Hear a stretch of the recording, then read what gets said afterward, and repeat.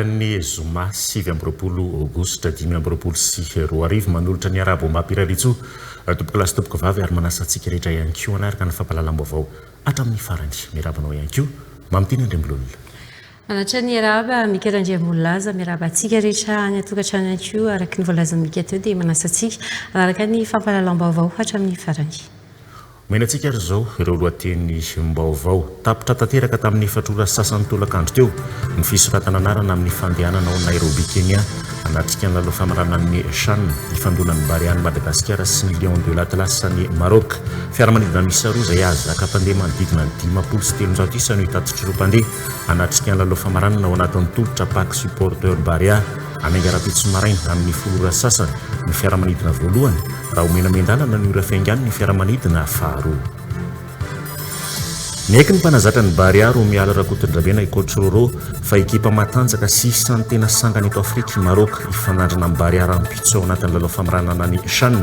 mahatokony ekipa nefa i coach Roro ary notspia manokana fa tsy kisendrasendra fa vokatry ny asa sy ny fikirizana no nahatonga ny Baria azo ny tapakila amin'ny lalao famaranana raha tsika anatin'izao fampalalam-baovao izao ihany koa fa efa vita tanteraka ny asa fanavaozana ny fiantsonan'ny fiaramanidina na ny tarmakan amin'ny seran'ny fiaramanidina Ivato amin'izao fotoana izao lasa afaka mahazaka fiaramanidina lehibe toy ny Airbus ity fiantsonan'ny fiaramanidina eny Ivato ity taorian'ny asa fanavaozana Androany zoma 7 aogositra no natao veloma farany sy nalevina amin'ny fahasambaza Toamasina itopoko vavy velonjara Céline Marthe na Céline Ratsiraka vadina velany filoha amiral Didier Ratsiraka nisy ny fomba ara-miaramila sy ara-panjakana manokana natao antopoko vavy amin'ny mahavadina filoha pirenena azy teo aloha notoloran'ny fanjakana marim-boninahitra Grand Croix de 2e place itopoko vavy Céline Ratsiraka tonga nanotrina ny itopoko vavy sy ny fianakaviana Toamasina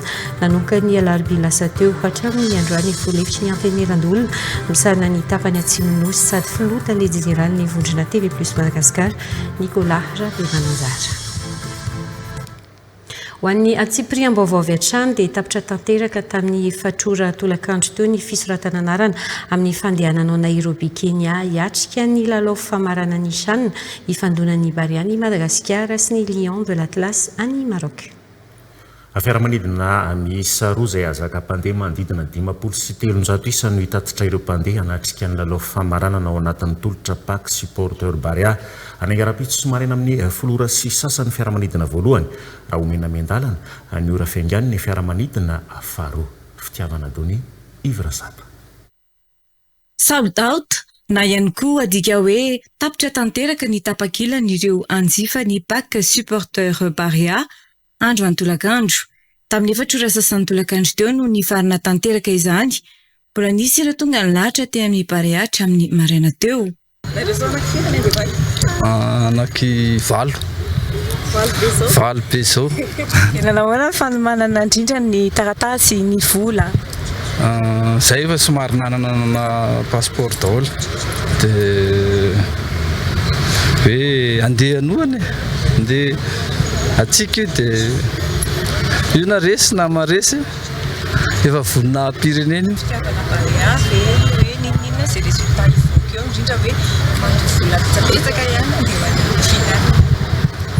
le fitiavana zany efa ao anaty dia tsy dia tena misy hoe ampiova fa miandry manatenitsika lasantsika mody aty an-tanàna ny kopy Baria hatramin'ny farany jery final tsy manina fe zay zao avany ambanivohitra be mihitsy ny tonga aty avany ambanivohitra Soavinandriana tasy any amin'ny hoe commune manana azy zany dia efa ao hoanina dia efa vita amin'ny passeportnay efa vonina ny andeha mihitsy zay dia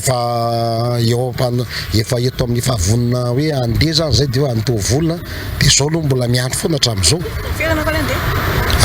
zay zao menadany andeha avany ny Baria zany amin'izao dia tena hita hoe manohana tanteraka anazy mihitsy ny vahoaka malagasy ary indrindra moa ny firaisampo sy ny firaisan-tsaina dia tena ao tokoa ka dia matoky izay fa dia hibata fandresena izy ary tena mampirisika sy manohana mandrakariva fa naiza misy na ny aty na ny aty an-tanindrazana na ny any dia tena manohana tanteraka fa dia mirary soa tompoko dia mibata fandresena ary mandresy anjato ireo tonga anatrika ny lalao famaranana ao Nairobi Kenya tsy maintsy nanampy fiaramanidina ny fanjakana malagasy hitaterina ireo mpankafy Tamin'izany moa fa ny Boeing voalohany zany c'est un Boeing 787 Dreamliner.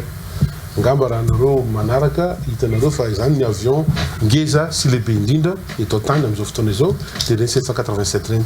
Dia nampina avion anankiray izy io Boeing 737 C-Max 800 zany hoe mazaka hatrany amin'ny anjato mahery koa zany. Fa mihoatra ny 20 efa-jato mpanoa mihitsy zany hoe avion anankiroa no iainga Madagasikara raha pitso hitondra ny mpanoana ny Barea ho an'ny Kenya ho an'ny Nairobi. Marina moa fa ilay voalohany izay hoe efa nafeno ny fepetra rehetra ilay avion voalohany zany io no anainga aloha eo amin'ny folo sasany maraina eo fa ilay faharoa zany mbola miandry ny fandaminana avy any amin'ny kompania izay nanaovana ny Lizine dia eo am-pandalana eo zany ho ampitaina aminareo amfiry no afaka mandeha ilay avion faharoa. Nambaran'ny ministry ny tanora sy ny fanatanjahantena androany fa anisan'ny voasa manokana sy Antoana Manontolo amin'ny fandehanana ao Kenya ilay vehivavy ny poera ny anarana hoe Barea, niantoan'ny folo Andry Rajoelina Manontolo ihany koa ny fandehana ny fianakaviany avy amin'ny Barea.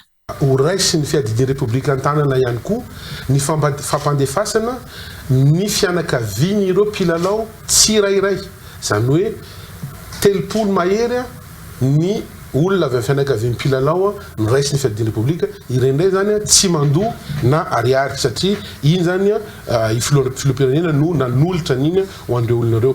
Dia ihany koa moa i madama Clotilde ilay reny Barea izy ilay nahazo tamin'le concours tamin'ny fotoana nanovana ny anaran'ny Barea natao ny fédération malagasy ny baolina kitra tamin'ny fotoan'androny dia io madama io zany nisy hitanay tany amin'ny fampiresahana amin'ny olona mitoerana ny aviana avy any Maintrano any io madama io dia andao mba hoentina koa zany io madama io eto dia mbola isorana ihany koa filoha Repoblika fa niraisy ny antanana isan-jato ny fampandehanana n'io madama Clotilde io ho any amonjy ny finale rapitso any Nairobi mba hanomezana hoentina koa zany mba hanomezana tsodrano zany andreo ekipa pirenetsika andreo mahery fotsika ireo. Voafaka anaraka mivantana ny lalao foana nefa ireo mpangafy baolina kitra sy mpanoana ny Barea ho an'ireo izay tsy ho tonga any Kenya.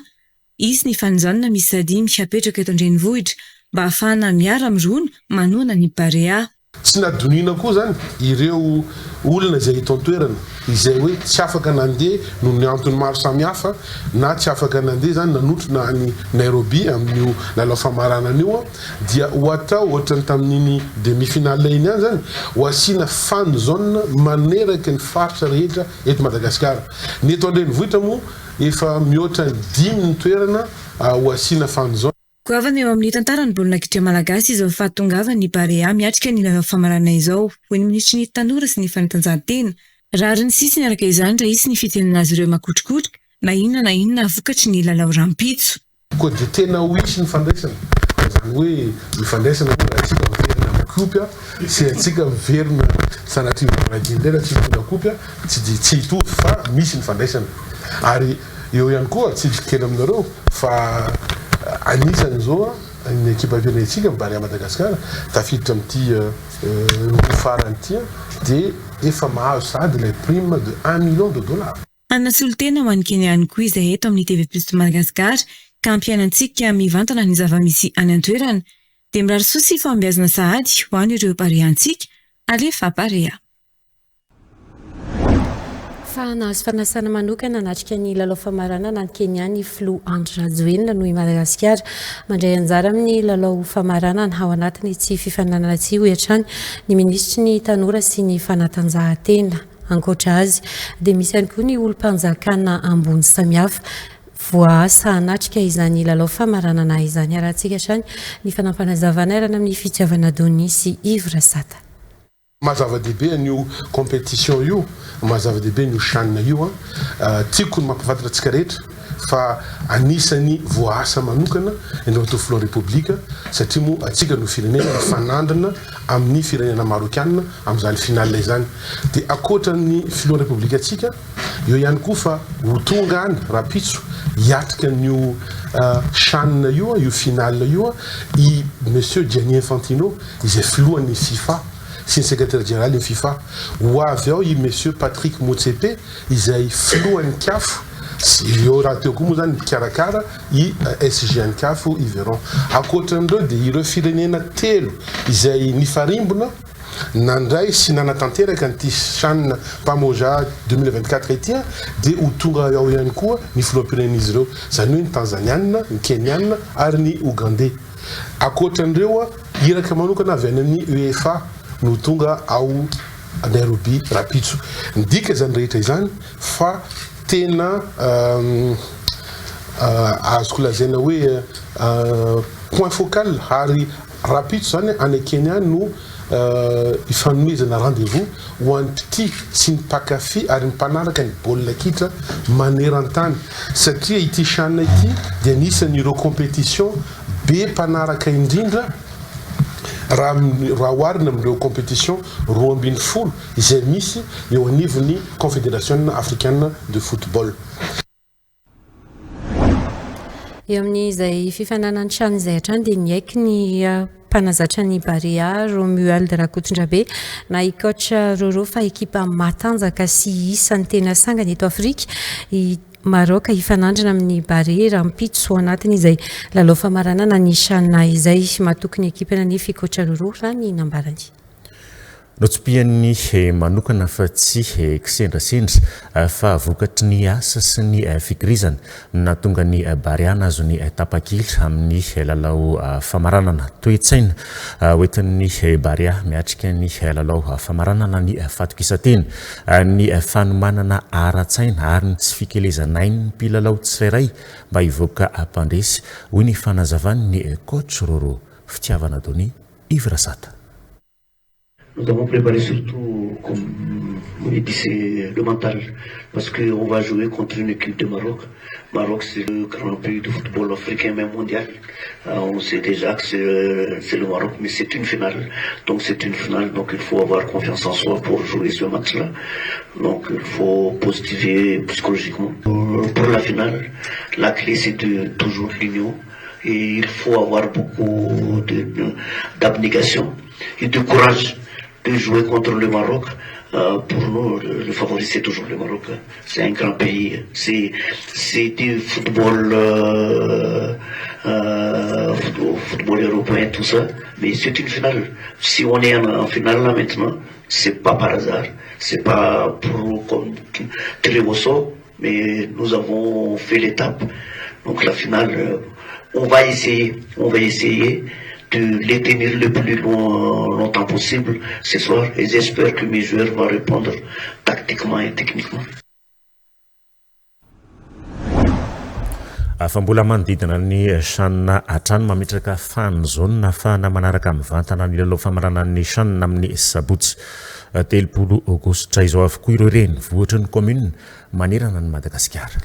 Ho an'Antananarivo renivohitra manokana dia nampitomboana ny isan'ireo fanzona fa namijery ny lalao famaranana izay misy 5 ireo fanzona ho apetraka dia ny eo amin'ny parvis Analakely, parkina Kianja Maki, Andohatapenaka sy Atramaitso Analamahintsy terrain Betongolo ary eo amin'ny parkiny Brony Firaisana fahaenina nanomana fanzona misy aroa ihany koa ny commune Lasora dia ny eo amin'ny Kianja Maitso Lasora sy ny any amin'ny Kianja Santetika Ambodrazaka ny commune Lasora izay manana pilalao miisa roa anatin'ny Barea CHAN dia Imamsoa sy Onja Njakandre Mahery Omega 9 zone nanao izay fanajatian'izay atsika. Miavaka ny fiandrasan'ny commune Lasora ny lalao famaranana CHAN 2024 noho ny fananany solotena roa ao anatin'ny Barea CHAN dia Imamsoa sy Onja. Ny fanomanana moa dia somary mafanafana kokoa satria azadiny fa ny commune Lasora dia manana ankizy anankiroa izay ao moa zany Mamsoa mpilalao amin'ny tranonao dia ao koa olona filazan'ny fahalalany ny maro azy izay tsara marina tsara fa zanaky ny mpiasan'ny commune eto Lasora. Ny tiako marina kely dia momba ny resaka fanatanjahantena io moa dia tena atao hoe ezaka ataon'ny be ny tanàna anaporofona amin'ny an'izany ny fananana terrain zay terrain synthétique eo Ambodrazaka misy an'io moa zany zay 11 ny Ambomarina ary ery amin'ny Istomazarivo. Hanomezana fahafapo ny mpakafy ny bary atranina arak'izany dia toerana misa robe izao no nanokafana fanizanona ho an'ny komina Lasora dia ny kianja maitso a Lasora sy ny kianja sentetika Ambodrazaka. Misokatra mialoha ny toerana mba hisiny ny fandaminana ary efa nanomana vondrona mpiara herinaratra ny komina Lasora mba hisoroana ny mety ho fatapahany fampitana ny lalao. Dia nasiana zany ny écran géant eto amin'ny kianja maitso sy ny amin'ny Estance Rivo araka ny fangatahany mponina moa ny anton'izay zavatra zay. Mety amin'ny efatra zany izy dia efa mipetraka eo daholy ny fanomana rehetra efa vonona daholy fa noho ny fatapahan-jiro moa zany dia tsy maintsy manana ihany koa ny gropy sao sanatria tapaka dia miantso ny mponina Lasora zany zay ary faly amin'izany komina zany indrindra ihany koa atsika amin'ny Barea. Ho an'ny komina Antananarivo renivohitra manokana kosa nampitomboana ny isan'ireo fanjaona ahafahana mijery ny lalao famaranana. Misy 5 ireo fanjaona vapetraka raha toa ka ray ihany izany nandritra ny lalao manasa-dalana lasa teo. Anisan'ireo ahitana fanjaona eo amin'ny parvy Analakely, parkinina kianja Maki Andotapenaka, sehatra maitso Analamahitsy, ray any Betongolo ary eo amin'ny parkinina Brown ny firaisana fahaefatra. Radika lafim-baovao hafa kosa isika efa vita tanteraka ny asa fanavaozana ny fiantsonan'ny fiaramanidina na ny tarmacan amin'ny sirana mpiaramanidina Ivato amin'izao fotoana izao. Lasa afaka mazaka fiaramanidina lehibe toy ny Airbus ity sirana mpiaramanidina izay fiantsonana eo Ivato ity taorin'ny asa fanavaozana amin'ny refy maherin'ny 9,4 metatra tsy mivady mandry ny toerana amin'izao ary manaraka ny fenitra iraisam-pirenena hitombo amin'izay araka izany ny fiaramanidina afaka migadona eto Madagasikara sy ny kompania mpitaterana afaka miasa ihany koa. Antra Lalarso. Tao anatin'ny 7 volana no nanavaozana ny fiantsonana ny fiaramanidina na ny tarmaca 1 eo Ivato. Vita tanteraka ny asa amin'izao ary efa nampiasaina nandraisana ireo fiaramanidina nitondra ny delegasion ny SADC farany teo. Afaka mahazaka fiaramanidina lehibe io fiantsonana io taorin'ny asa fanavaozana. Zany dia tafiditra ao anaty vina amin'ny fanjakana ihany koa izay te hahatratra ny 1 million de touristes amin'ny 2028 raha tsy diso dia amin'izay zany zao zany tsika afaka mi-accueillir gros porteur sy moyen porteur na code 2 sy code C eto amin'ity terminal eto amin'ity tarmaca 1 ity dia araka ny fahitantsika zao moa efa en service le izy ny compagnie aérienne zany efa afaka mampiasa azy moa araka ny hitantsika dia Madagascar Airlines no anisany ihany koa efa mampiasa anazy eto amin'ny sidina zotra nasionaly. Natao mifanaraka amin'ny fenitra iraisam-pirenena ity fiantsonana ity ary afaka mitombo amin'izay ny kompania mpitaterana miasa eto Madagasikara. Ny total ny tarmaca 1 vita zany hoe no afozina tanteraka io dia misy superficie na 26 753 mètres carrés. Zay zany total ny zetra rehetra ka zao azy zany ny tombontsoa amin'izao fanavaozana zao dia zao no alehibiazina izy io no hitarina moa zany raha taloha zany taty amin'ny faritra atsimo partie atsimo taty dia ny route de service somary taty anatinaty zany hoe le voie de service andehanan'ny tômôbila mivezivezy rehetrarehetra amin'ny fanaovana ny service amin'ireo le avion tonga na mandeha rehetrarehetra io dia somary taty anatinatiny fa na isaka tanteraka ary Antsinananarivo izy mba azona le surface. Afana mahatratra ny isan'ny mpizahatany iray tapitrisa isa amin'ny taona 2024 izao fanavaozana izao ho iatrany ny tompon'andraikitry ny seranana. Fa androany zoma 7 Aogositra no natao veloma farany sy nalevina amin'ny fahasambaza ao Thomas na itopoko vavy velonjara Céline Marthe na Céline Ratsiraka izay vadina velan'ny flo amiral Didier Ratsiraka rehefa nodimandry ny zoma 12 Aogositra lasa teo teto Antananarivo. Nisy ny fomba miaramila sy ara-panjakana manokana natao ho an'ny tompoko vavy amin'ny mahavadina filoham-pirenena azy teo aloha no toloran'ny fitondram-panjakana marbonahitra Grand Croix de deuxième classe ihany koa i tompoko vavy Selindra Tsiraka ka ireo zanany telo no nasaina nametraka izany teo ambony vatapaty nisaotra ny filoham-pirenena Andry Rajoelina manokana any fianakaviana androany noho ny fanampina nataon'izy ireo tamin'ny fikarakarana rehetra tonga nanotrana any tompoko vavy sy ny fianakaviany tao Toamasina nanomboka ny alarobia lasa teo hatramin'ny androany moa any filoha lefitry ny anteny mirandoolona misahana ny tapany atsimo sady filota le général ny vondrona TV Plus Madagascar Nicolas Rabe Mananjary TV Plus Toamasina. Androany zoma 7 Aogositra no natao veloma farany teto Toamasina itompoko vavy velonjara Céline Martha na Céline Ratsiraka izay vady navelany ny filoha amiral de Ratsiraka rehefa nodimandry ny zoma 12 Aogositra lasa teo tao Antananarivo raha ny alarobia 9 Aogositra no tonga teto Toamasina ny razana ka nandrasana litra ny 3 andro teto amin'ny CGST ny Toamasina na lapana ankizy mpisavalalana teo aloha androany tolakandro no niala teto amin'ny CGST ny razana saingy nisy ny fomba roa tsy maintsy natao ny voalohany dia nisy ny fomban-drazana amin'ny mabetsy misaraka natao alohan'ny batana ny razana ny faharoa kosa dia nisy ny fomba ara-miaramila sy ara-panjakana miavaka manokana ho an'ny atompoko vavy amin'ny mahavadina filoham-pirenena azy ateo aloha ny toloran'ny fanjakana Marbonahitra Grand Croix de deuxième classe itompoko vavy Céline Ratsiraka ka ireo zanany telo no nasaina nametraka izany teo ambony vatapaty maha lalorana sy mitondra ny fahita dia miangavo ampanajana raha mpitiavana reo zanany joro eto miaraka amiko amin'izany lanonana izany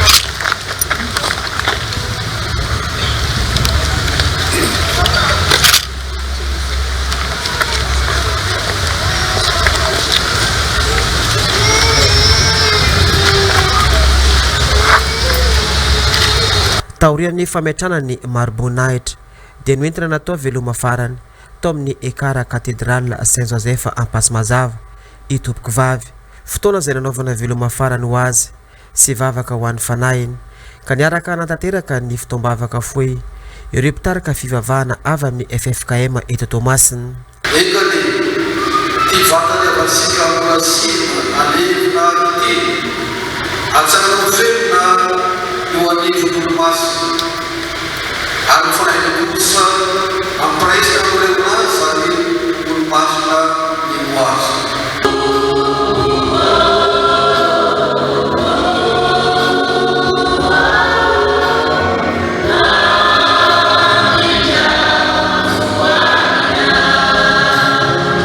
nalitra ny fitombavaka natao ny tondrasan'ny fianakaviana fisaorana ho an'ireo rehetra nanotrina sy nanampy azy ireo ka nisan'ny saorany fianakaviana manokana ny filoham-pirenena Andry Rajoelina no ny fanampina natao tamin'ny fandefasany razana tamin'ny fiaramanidina avy any Antananarivo na katy Toamasina misaotra eranko eran-tsaina anareo rehetra izahay fanadiny ny lasa sy ny tantara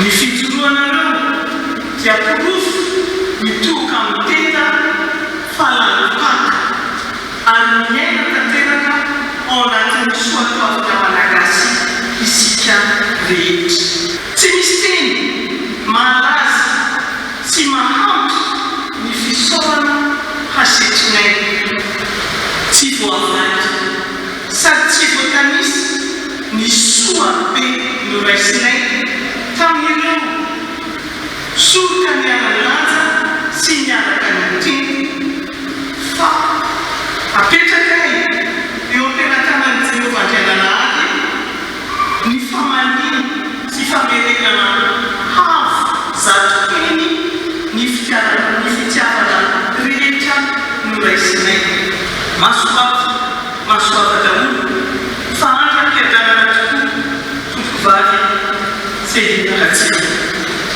taoriny fandetirana ny fitoambavaka dia nalevina ao amin'ny fahasambaza fasana kominaly eto Tomasina ny nofo mangatsika ny tompoko vavy Selinina Ratsiraka androany tolakandro tonga nanotrona atrany any tompoko vavy Selinina Ratsiraka sy ireo fianakaviana teto Tomasina nanomboka ny alarobia lasa teo hatramin'ny androany zoma 7 aogositra fotoana izay nanaovana veloma farany sy nandevenina ny razany ny filoha lefitry ny Antemirandoola misana ny tapany Atsimon'Nosy sady filoha taledirali ny vondrony TV Plus Madagasikara Andriamatoa Nicolas Rabe Mananjara izy izay anisan'ny mpiara-miasa ankaiky tamin'ny tompoko vavy sy ny filoha de Ratsiraka fony mbola fa velon'izy ireo fa indrindra nandritra ny fotoana tanan'izy ireo ny fireneny anisan'ny tonga nanatrika ny fanaovana veloma farany any tompoko vavy androany ihany koa ny filoha lefitry ny Antemirandoola misana ny tapany avaratra Andriamatoa Eric Besso ny solotena ny mpikambana avy amin'ny gouvernement natana ny ministra ny asa vavety sady ministra piahy ny faritra Antsinanana Rafitson Risara Teodoro sy ny ministra ny fitsarana ary ireo solotena mpanjakana rehetra avy eto Tomasina. Potika ny ampahany betsaka amin'ny lalam-pirenena fahenina mampitohy Ambondromamy amin'ny Antsiranana raha ny fitarainana ireo mpitatitra. Ahitana lavaka goavana ny ampahandalana maro amin'ny RN6 efa misy ny fitrongisana sy fampitoviana tantana ny lalana sasany 5 Maharitra ny asa vao maika miteraka fahasimban'ny fiara vokatry ny fiozongozonana aterany hoy ny mpitatitra manoloana ireo tranga rehetra ireo miantso amin'ny anamboarana sy anafanganana ny asa fandarenana ny lalam-pirenena fahenina ireo mpitatitra mianavaratra Antra Lalaroso Marcelin Randebovonjy. Tafiditra anatin'ireo lalam-pirenena be mpampiasa sy mampitohy faritra maro eto Madagasikara ny lalam-pirenena fahenina mampitohy amin'ny tapany avaratry Madagasikara efa rotika tanteraka nefa ny ampahany betsaka amin'ity lalam-pirenena ity amin'izao fotoana izao na eo aza ny fitrongisana sy fampitoviana tantana na terasement amin'ny ampahandalana sasany. RN6 am'izao fotoana izao aloha zany mbola tsy tena hoe misy fanamboarana fa tracement zany zao ny ataony zareo amin'izao nomboka manerinерina Ambondromamy makaty Makolo tena ratsy aloha zao manomboka eo ambala fa mety mandeha Tsoy dia Tsoy mandeha be ambanja zay zany tena ratsy amin'ny RN6 amin'izao. Akoatra ny fahasimban'ny fiara mampitarasoka ny dia ihany koa ny fahasimban'ny RN6. Le fiantraika aloha eo amin'ny resaka pièce miakatra foana vidina pièce nefa ny lalana tsisy fanamboarana dia zay tena mahaolana amin'ilay izy tena lasa lava be ny tokony zavatra tokony vita adiny 5 lasa ela be zany manatombo be ny ora amin'le ratsy ny lalana dia mandeha mora taloha izy vita eo amin'ny 15 heures eo Tananarivo Fort Berger zay raha Tananarivo Tsoy izy manatombotombo kely an'izay plus 2 heures eo izy lasa mihoatra be dia be izy amin'izao amin'ny ratsy ny lalana dia tsy afaka andehanana normal. Manoloana ireo voka-dratsy ateraky ny fahasimbany lalam-pirenena fahenina ireo miantso amin'ny anafainganana ny asa fanamboarana ny mpitatitra efa anisan'ireo ahitana fanamboarana amin'izao ny lalana mipetraka ambony pizo fivoahan'ny rano amin'ny toerana maro amin'ny RN6. Aratsika aloha ny resabe.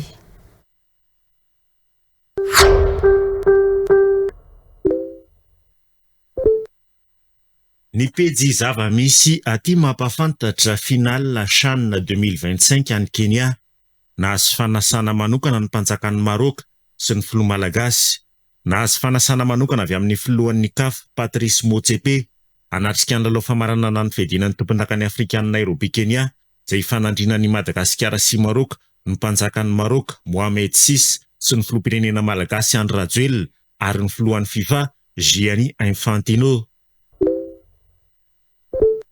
Ny pejy La Chasse Info mampafantatra lao famaranana ny Kenya rampitso isan'ireo anohana mivantana ny Bariany filoham-pirenena.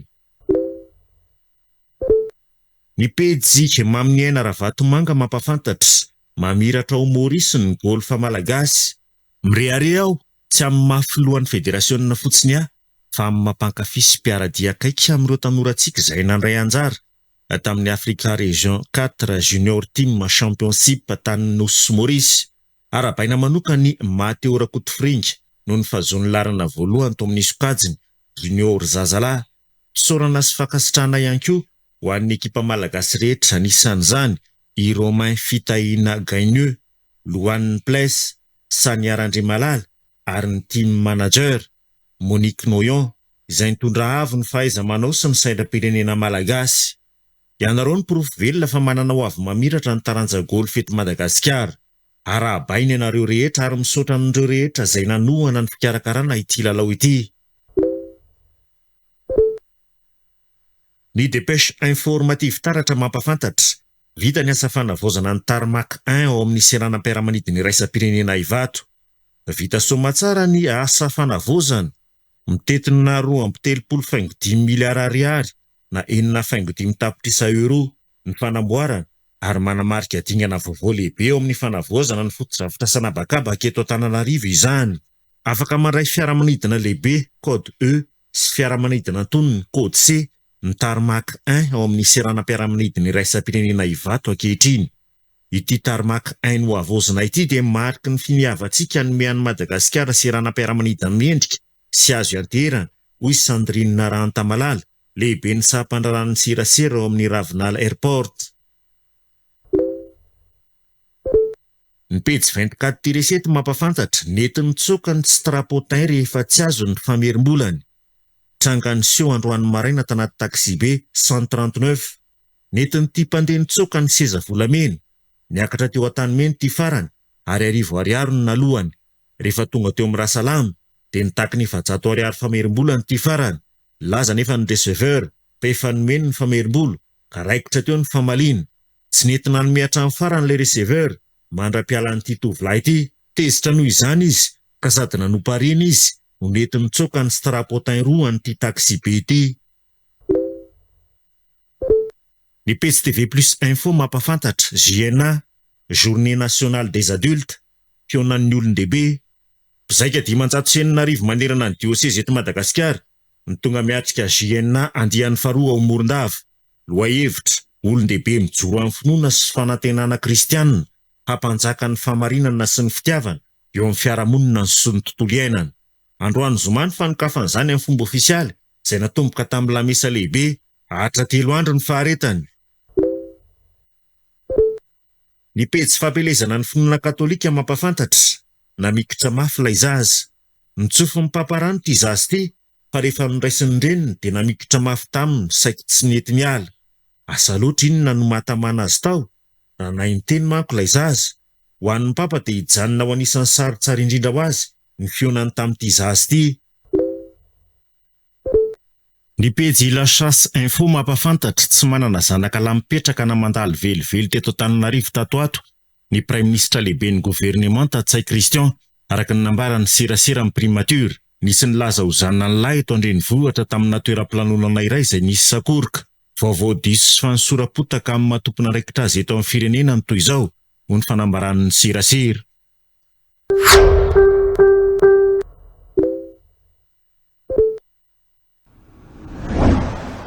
Eo amin'ny tontolon'ny fambolena kosa mbola marefo ny sehatry ny fampandrosoana eny ambanivohitra eto Madagasikara tsy ampy nisan'ireo injeniera amin'ny sehatry ny fambolena sy ny fampandrosoana eny ambanivohitra. Hoy ny talen'ny sekoly ambony momba ny fambolena sy ny tontolo ambanivohitra eny amin'ny université n'Ankatso voafitra ihany koa nisan'ireo mpianatra fakaresina eny amin'ny université noho ny olany foto-drafitrasa paikady iray ahafahana mitady vahaolana ananganana vinan'ny fambolena maritra mifanaraka amin'ny filanin'ny vahoaka ny etsika ho karakaraina eny Ankatso ny herinandro izao. Omekarana efitsana. Misa 10,000 monja ireo injeniera amin'ny sehatra ny fambolena sy ny tontolo ambanivohitra eto Madagasikara nivoaka teny amin'ireo université manerana ny Madagasikara. Tsy mahasahana ny filana ho fampandrosoana ny eny ambanivohitra nefa ireo injeniera efa nivoaka ireo. Mbola olana eny amin'ny anjerimanontolo ny famerenana ny izan'ireo mpianatra afaka raisina isa-taona. Manodididina ny ingénieur agronome efa mivoaka teto manodididina ny any amin'ny 5000 izy 5,000 isa-tany hatramin'izay nisin'ny sekoly. Ka raha iresantsika fotsiny hoe ny habean'i Madagasikara na nisan'ny mponina no jerentsika amin'izay isa zay dia hita fa tsy ampy be dia be ny ingénieur agronome eto Madagasikara. Paikady iray ahafahana mitady vahaolana nanganana vina ny fambolena maharitra mifanaraka amin'ny filan'ny vahoaka ny hetsika ho karakaraina eny Ankatso ny herinandro izao amin'ny alalan'ny salon de l'agronomie. Ankoatra ny fitadiavana fiara-miasa amin'ny fanohanana ireo tanora miofana ho enjeniera, hitadiavana fiara-miasa maro lafy ho fanatsarana ny kalitao ny fiofanana sy traikefa omena ireo tanora ihany koa izany. Hitodika amin'ny resaka éducation financière, construction d'un business plan solide ary fampahafantarana sy accompagnement amin'ny resaka fametrahana tontan-taratasy fangatahana fisitrahana fanohanana. Ny herinandro izao eny amin'ny Université Ankatso no anatanterahana ity hetsika ity.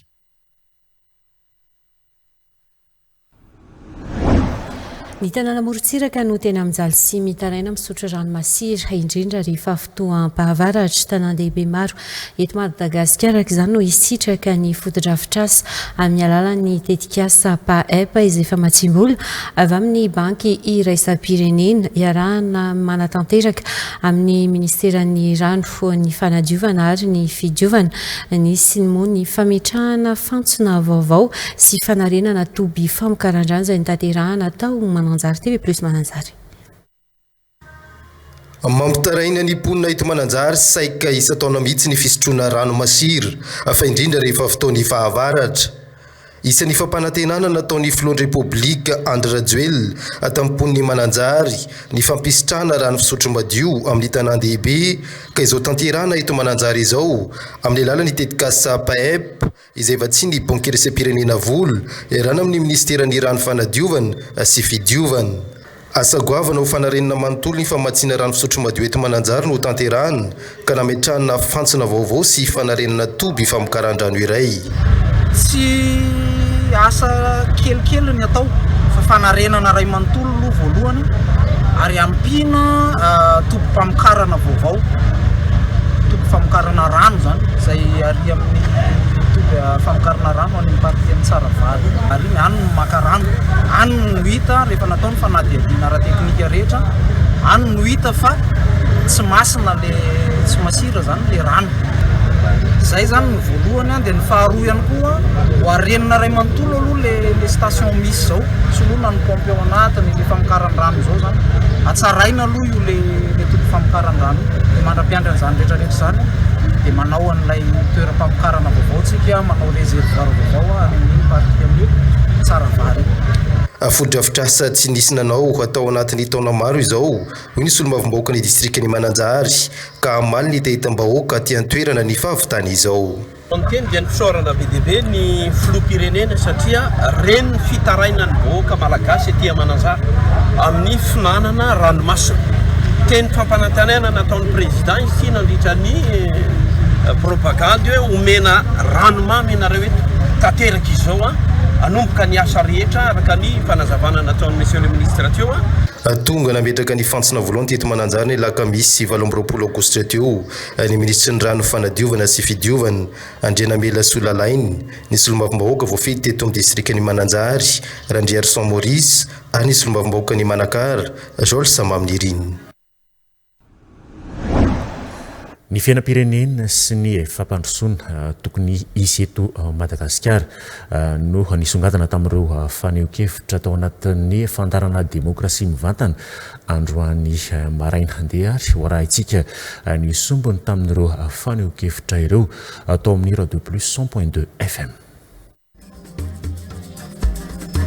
Demokrasia mivantana, fandarana mivantana amin'ny Radio Plus 100.2 FM.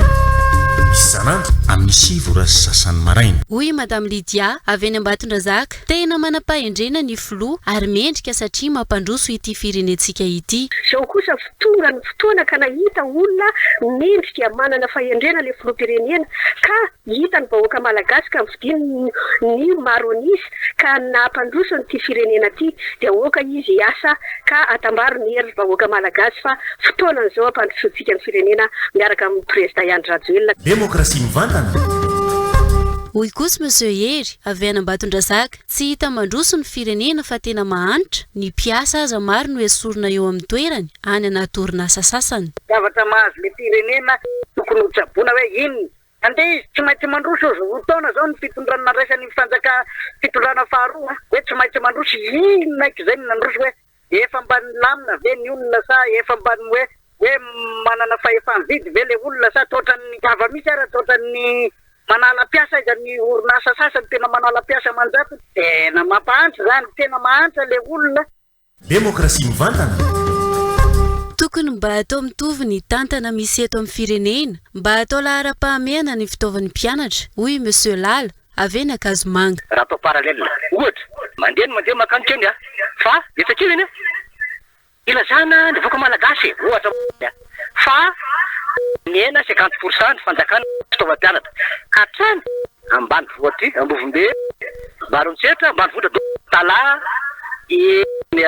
Bealanana iny Tsiromadidy Ndilamena dia angavinanareo mba hividy an'le fitaovana 50% amin'ny fanjakana marque orange citron orange ka ohatra efatra rivo ariary ny repakia dia amidy fanjakana 7 rivo ariary citron valonjato amidy fanjakana efa parallèle zany mety ny zany.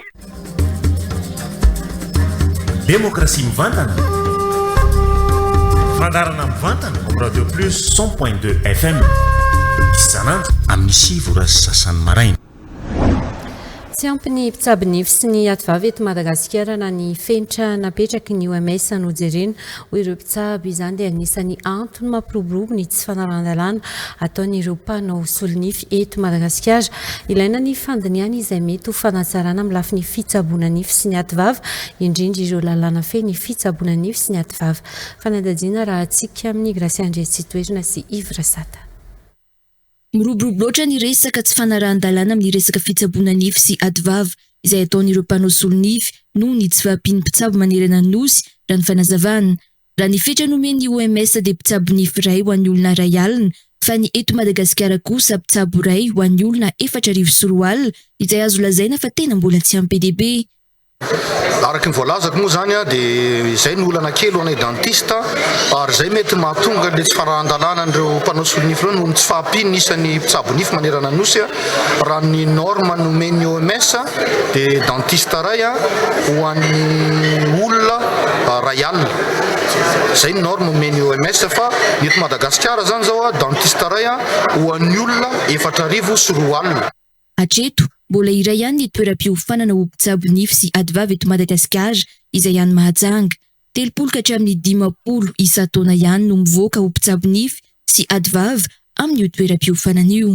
Fantatra fa matetika zany ny toerana lavitra andrina dia somary sahirana kely amin'ireny karazana fiofanana maro samihafa ireny izay tokony hanovozana fahalalana fa manomboka izao zany namorona le site web moa zany zay araky le défi nataonay tany amin'ny fandresen-dahana tamin'ny fifidianana dia efa ho vita izy io ary efa natolotra teto amin'ny anina fa mbola tsy amin'ny fomba ofisialy dia ao anatin'io site web io zany no zarana nireny karazana formation reny satria dia misy en ligne izy io dia mba tsy ho sahirana zany zay olona tsy afaka manatrika any amin'ny tany lavitra andrina satria dia fantatra fa misy tokoa ny fahasamihafana amin'ny lafiny fahaizana manao sy ny traikefa ho an'ny any ambanivohitra surtout ny any amin'ny lavitra tany lavitra mihoatra amin'ny aty andrenivohitra. Nisy ny fiaona-be ireo mpitsabo nify sy ativava manerana ny Madagasikara natao teto Antananarivo. Tao anatin'izay no nandiniana izay mety ho fanatsarana amin'ny lafiny fitsaboana nify sy ativava indrindra ireo lalàna mifehy raha ny fanazavana trany. Anisika ny fampalalam-baovao ny tontolon'ny fanatanjahantena anisan'ny ahafantarana ny TV Plus Madagasikara ny fikarakarana ny foot-7 inter-entreprise efa ho avy indray ny andiany manaraka mikasika izay indrindra dia manambahiny ny sambana fampalalam-baovao amin'ity alina ity vahiny tompotrano ihany tsy iza fa Omekarana Ifijona sy Clora Disson mpiara-miasa eto amin'ny TV Plus Madagasikara ary ao anatin'ny mpikarakara ny fifaninanana fotasety inter-entreprise araka nambarako teo efa ho avy ny andiany manaraka inona ny vaovao farany ary miarahaba nareo mianadama amin'ny teny simika dia miarahaba ny any tokantrano rehetra any manaraka ny ty fampalalama vao ty vaovao farany fe tapitra ny fisoratana anarana tonga amin'le fetra isan'ny andasana zany sika izao dia tsy maintsy nakatona le fisoratana anarana dia izay ny vaovao farany hoe misaotra fa tapitra fisoratana anarana ho an'ny androany ho an'ny ty andeha amin'ny fantelo izany dia tapitra ny fisoratana anarana ho an'ny androany.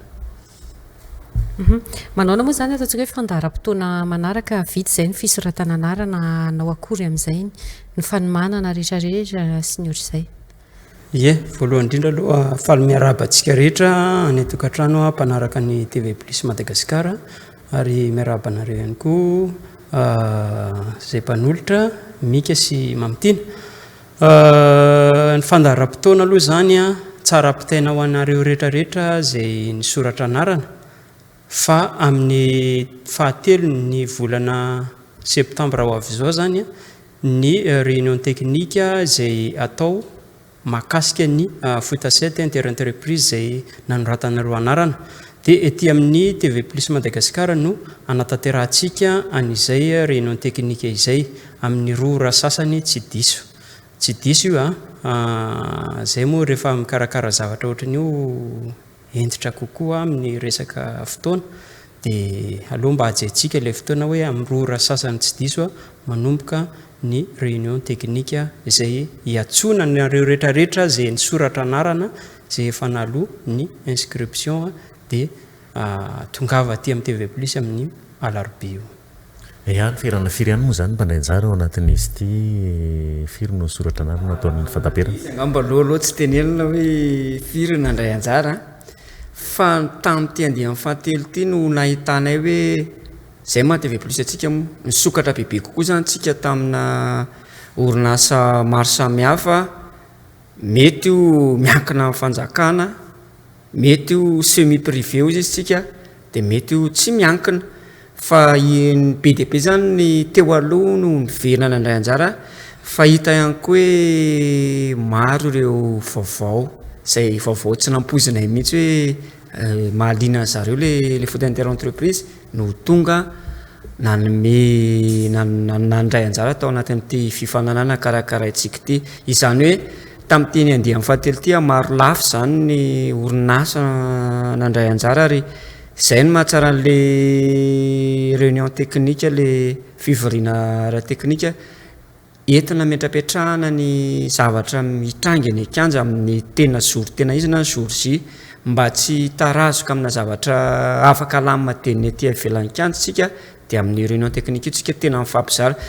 TV Plus rehefa manao an'izy io dia miady hevitra amin'ny mpandray anjara mihitsy. Mpandray anjara zany afaka miady hevitra mihitsy hoe ahoana ny ohatr'izao dia ohatr'izao dia miaraka amin'ny arbitre foana moa tsika rehefa mikarakara réunion technique dia izay ny TV Plus rehefa mikarakara zany dia mipetraka ohatr'izay mihitsy fandaharam-potoana tsy maintsy misy an'io réunion technique io alohan'ny jour anamaritra amin'ny 6-7 septembre. Mbola misy afatra tianareo entina avy eo anatin'izay fanomanantsika ny ndao an-daka izay.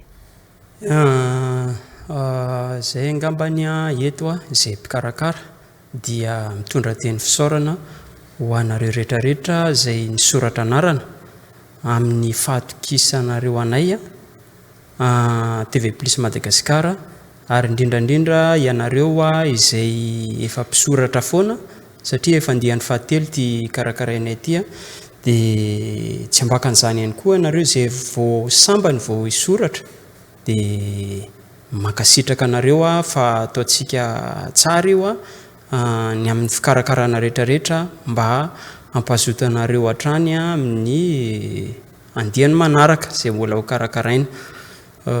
Izay angamba no amafisy kely dia azadio ny fotoana io amin'ny fahatelo ny volana septambra aty amin'ny TV Plus amin'ny 2 sy sasany. Dia azadio ny fanzona ny TV Plus raha petso izy fanzona aty amin'ny TV Plus mijery barea tsika. Amelony isa raha antsika niteny an'izay any ianao manao na pronostika ho an'ny rapitso ho an'ny rapitso sarotsarotra aloha le pronostika satria teknika sy taktika manatombo be Maroc anatin'ny baolina kitra fantatra izy manana fifehezana tsara anatina baolina kitra fa nefa anatina mokondoso toetsiana entina miatrika an'io filalao famarana io zao mahavoaza tsika kely anazy za zany mahita hoe rais 0 io lasa mibarea zandray mahita rosiray maresy barea alefa barea tsara daholo zany nambaran'izy mirahalahy teo zany isorany ianareo mirahalahy ny vahiny tao anatin'ny fampahalalam-baovao tamin'ny ity alina ity mbola mpahafantaritsika mindalana eto foana moa mikasika ny fandaraha-potoana mikasika ity fifananana ity fa dia isorana ianareo nampahafantatra an'izay ho amin'ny tamin'ity androany ity mitoetrany sika atao anatin'ny fampahalalam-baovao efa vonona tanteraka amin'ny lafiny rehetra ny fampisehoana ho tanterahan'ny tarika arabosa ho fanambariana ny fadimy amin'ny roapolo taona ny karany antsehatra ho tanterahana etsy amin'ny lapan'ny kolotsaina sy ny fanatanjahantena mamasina ny alahady raika amby 3 aogositra ho avy izao amin'ny valora maraina dia fa isokatra ny vavahady ary isy fanitanana samihafa ho hita eny antoerana melohan'ny anombohan'ny fampisehoana amin'ny 3 ora tolakandro afana tanteraka io fampisehoana amin'ny alahady io ho iatrany rabosy sy ny mpikarakara fanampanazavana fafantatsika angamba amin'ny programmatsika amin'ny alahady rabosa fadimy amby 20 taona ny karana antsehatra amin'ny alahady ho avy zao ifato izahay manao préparation miaraka amin'ny vainco efa io rabosa efa vonona somatsara fandaminana kely fotsiny hosokafatsika amin'ny valy maraina ny vavahady mba hahafahantsika rehetra tonga aloha tsy milahatra tsy miasa saina amin'ny fidirana fa hosokafatsika aloha mba hahafahantsika mandamina an'izany fampidiran'olo izany satria dia tena efa kely dia kely ny tapakila mbola misy tapakila fanzone mbola misy tapakila silver fa io rabosa anazavatsika ohatrohatrinao na rabosa ny raiva amin'io efa vonona ny ekipa efa araky nitanareo torinato moa zany efa miakatra ny estrady efa mipetrapetraka daholo rehetrarehetra ny aty amin'ny côté antarika rabosa efa vonona ny fanena aminareo mpakafy rehetrarehetra zay amin'ny 31 août à 15 heures manomboka ny fetintsika fa na izany araka ny tenen'ny SR event teo ivo maraina be satria ny vavahady fa amizay tsisy hoe ilahatra na hoe isy zavatra anina mba ampirindra tsara ny fidirantsika tsisy atahorana koa nefa satria dia misy sakafo misy zavatra azo sotroina ary isy ny animation tsy hoe amin'ny animation zay falifaly atsika mandreva tonga ny concert ny rabosa mandritry ny adiny 3 sasany concert ny rabosa dia efa miomana zany amin'ny adiny fotoana ato amin'ny palais des sports sur araka zany nigadina teny amin'ny seranam-piaramanidiny Ivato androany ny filompanorina ny fikambanana Messenger International John Bever tonga natanteraka ny famelabelan-kevitra ara-tsoratra masina rahampitso sabotsy 3 aogositra 2024 etsika izay efa nandrasan'ny mpitondra sy mpitarika fivavahana maro eto Madagasikara izara mamaim-poana ihany koa ny boky nosoratany ity farany mpanompon'Andriamanitra ity amin'izao fandalovany eto Madagasikara izao arahantsika ny fanampanazavana miaraka amin'ny fanirisoa Rakotonirina Aravona sy hafaliana no nandraisana amin'ny filompanorina ny Messenger International John Bever tetsy amin'ny seranam-piaramanidina Ivato. Tonga natanteraka famelabelan-kevitra ara-tsoratra masina rahampitso etsy amin'ny gymnase Govert Korondrano moa izy raha ny fandaharam-potoanany.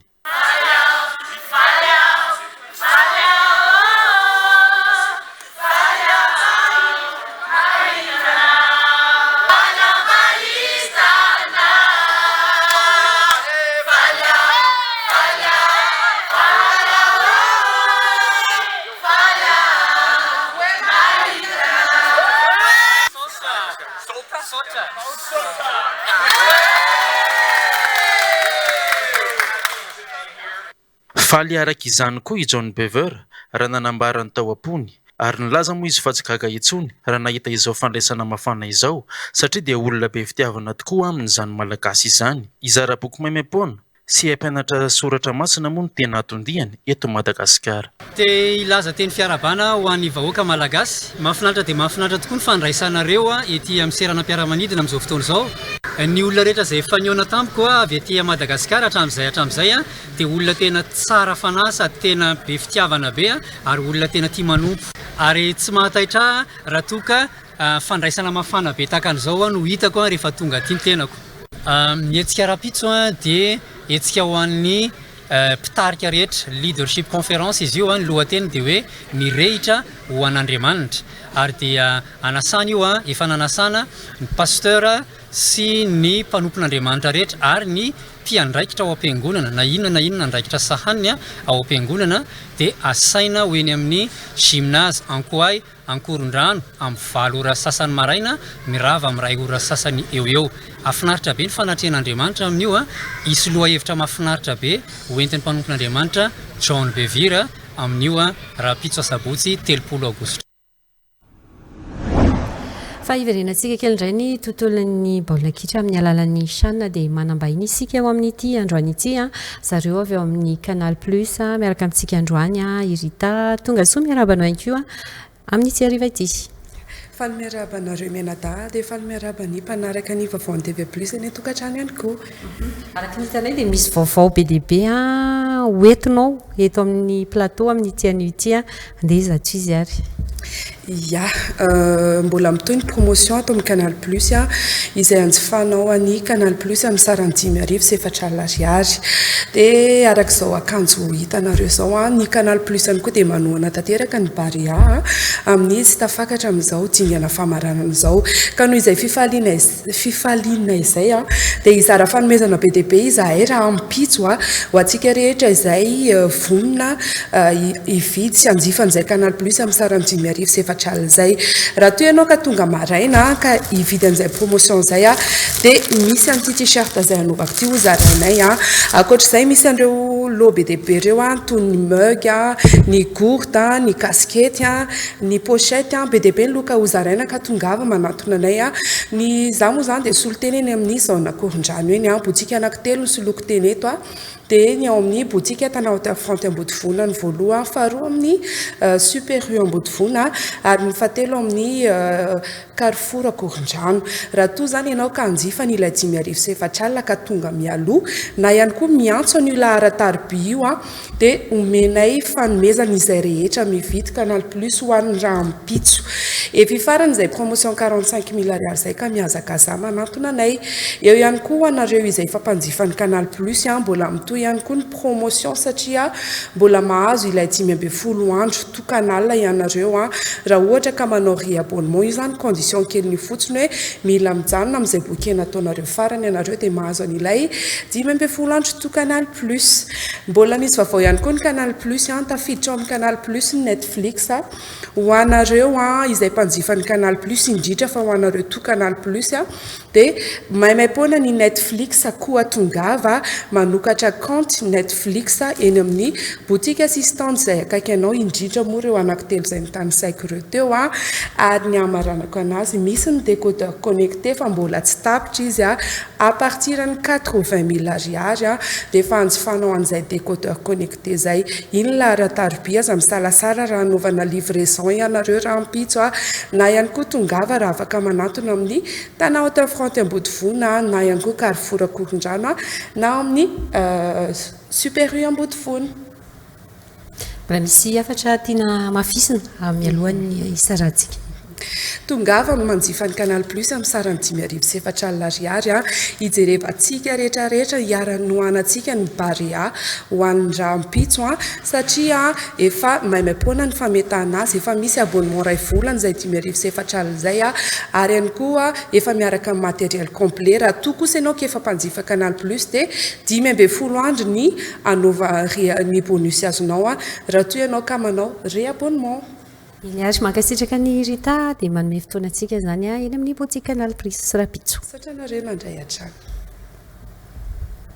Anisantsika ny fampahalalam-baovao kosa ary zao ny voambolana.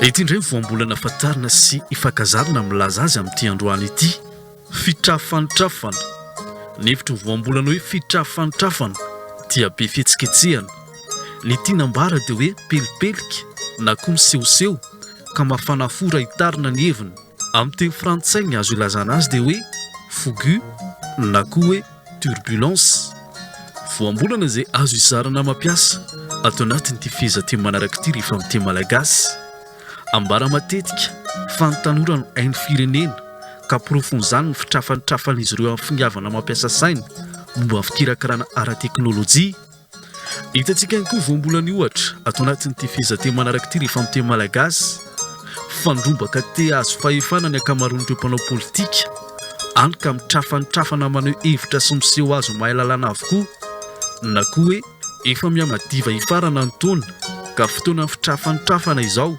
anenjehan'ireo zava-bita izay tokony mbola hovitaina rehefa fantatsika ary andika ny voambolana hoe fitrafantrafana dia azontsika tenenina sy fankazarana mampiasa ity voambolana ity rehefa amin'ny teny malagasy araka ny tokony hampiasana azy sarobidy ny teny malagasy ary fahaizana mahafehy azy TV Plus Madagasikara.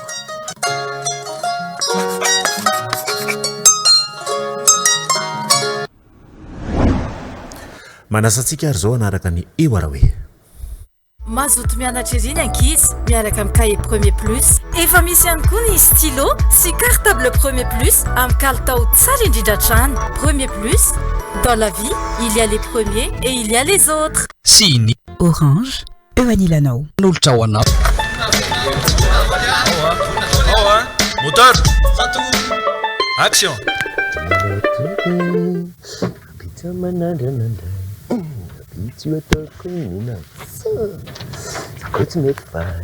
Mantafara? Oi. Misy anapina ka? Misy anapiko anareko. Misy vola tom-tom. Ay, vareny tom any ambany an'ireny daholo. Ay, fa tsisy tsony. Tsisy tsony aka. Zavzanona tsy zavzanona nareo. Mobile fotsiny dia aka sakosy kely. Tsisy olona nangevaka amin'ny taona ako raha misy.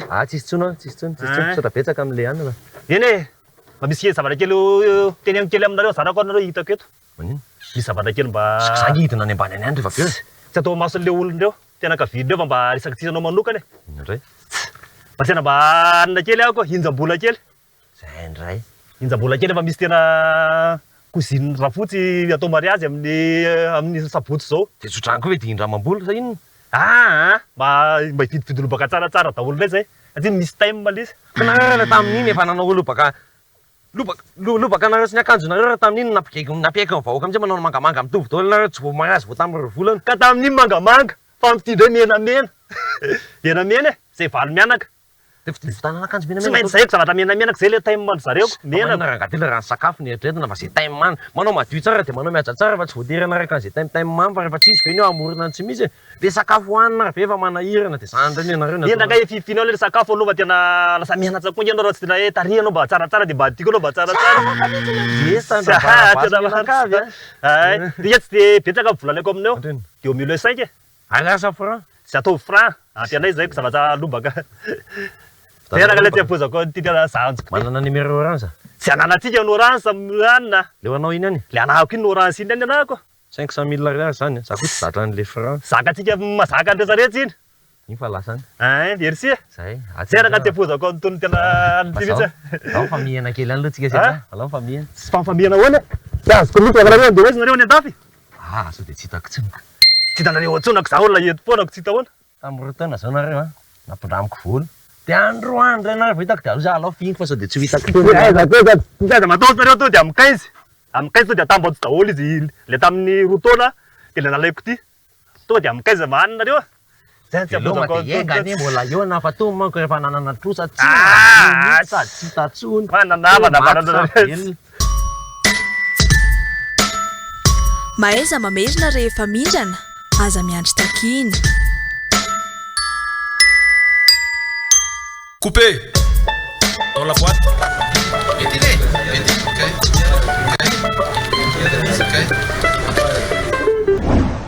dia farana tretoarina fiarako taminao tamin'ity alina ity misaotra antsika rehetra tsy nisaraka hatramin'ny farany mamitiana andrembololona kosa izao mbola hitondra ny songadina ho antsika rehetra indray veloma tompoko.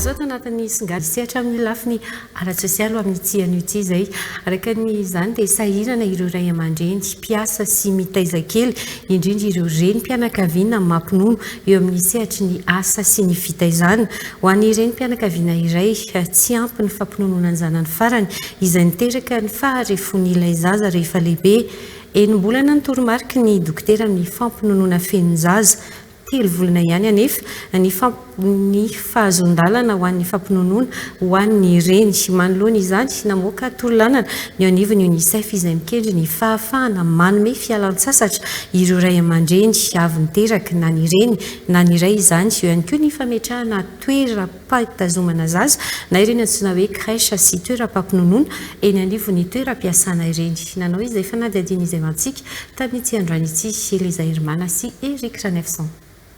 Ankizy avokoa ny 9,100 eto Madagasikara, 10,100 amin'ireo no ankizy latsaky ny 13 volana. Mitaky fanakakezana amin'ny ray aman-dreny ireo ankizy ireo ho antoky ny fivelarana ara-tsaina ho ny anivon'ny UNICEF. Enim-bolana ny toromarika omen'ny mpitsabo amin'ny fampinonona fenon'ny zaza. 3 volana ihany anefa ny fialan-tsasatra azon'ny reny avy niteraka eny am-piasana. Renim-pianakaviana mananjanaka 3 era Velomamonjy Alexandra somary marefo oharina amin'ireo zanany 2 voalohany ilay zanany farany noho ny tsy fampiny ny fampinonona azy tambola kely raha nambarana na ny fivelarana ara-batana na ara-tsaina dia somary tary ilay zaza farany raha ny nambarana tsy afaka nitondrana ankizy na nampinonona moa ilay toeram-piasana tamin'izany ka voatery solon-tsakafo no nomeny ilay zaza nanambara moa ity renim-pianakaviana ity fa tena ilain'ny mpiasa izay reny mampinono ny toerana ahafahan'ny reny mampinono eny amin'ny toeram-piasana.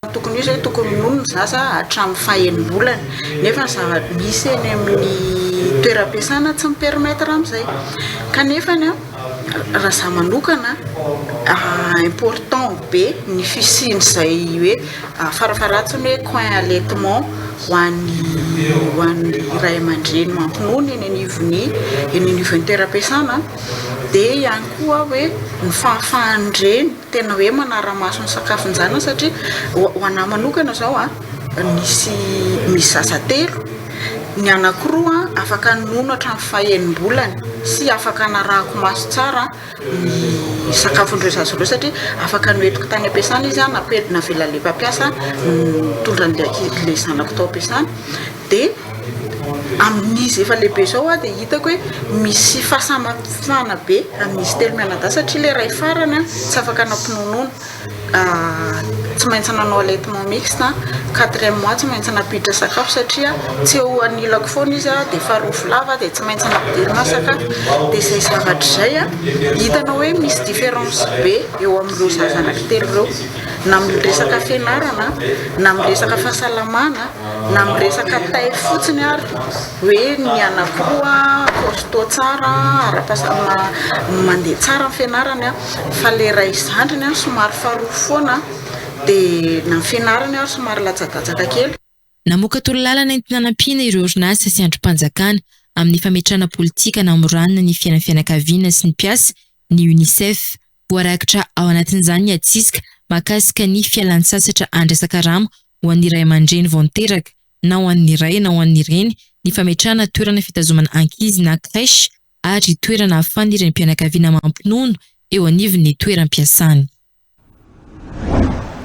Fanatro ny fampahalalam-baovanga sy trahana feno isika nanaraka izany tsy hatramin'ny farany manome fotoanantsika ho amin'ny manaraka indray veloma tompokila mandra-pitao na tompoko vavy.